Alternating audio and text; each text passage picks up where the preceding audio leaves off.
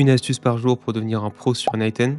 Allez, c'est parti. Le dernier modèle Kimika 2 est sorti et ce dernier va pouvoir être utilisé gratuitement dans vos workflows N8N. Alors ce modèle, qu'est-ce que c'est? Eh bien, il a été développé par Moonshot AI, qui est une entreprise chinoise. Il a été entraîné sur un total de 1 trillion de paramètres et c'est un modèle de type MOE, autrement appelé Mixture of Experts. En fait, cela signifie que ce modèle est composé de tout un ensemble de sous-agents et qu'en fonction de la demande qui va être effectuée envers ce modèle, celui-ci va décider d'activer que certains agents spécifiques. Et cela peut aller jusqu'à 8 agents. Et ces 8 agents correspondent à un total de 32 milliards de paramètres actifs à la fois. Ça permet donc à ce modèle d'être ultra compétitif par rapport à d'autres, que ce soit dans la partie code, dans la partie utilisation d'outils ou encore dans la partie mathématiques, dans lequel il se débrouille très bien. Alors ce modèle, qui est open source, dispose d'une fenêtre de contexte de 128 000 tokens et un coût API de 14 centimes en input et de 2,5 $ en output par million de tokens. Cependant, en début de vidéo, je disais que celui-ci était gratuit car OpenRouter a mis à disposition une API gratuite de ce modèle directement sur leur site. Ce modèle étant open source, libre à chacun en fait de récupérer ce modèle-là et de le mettre à disposition de manière gratuite ou non. Donc c'est le cas pour OpenRouter et on peut utiliser directement ce modèle dans nos workflows. À savoir que, j'imagine pour des raisons de stabilité et de fluidité, ils ont décidé de mettre une fenêtre de contexte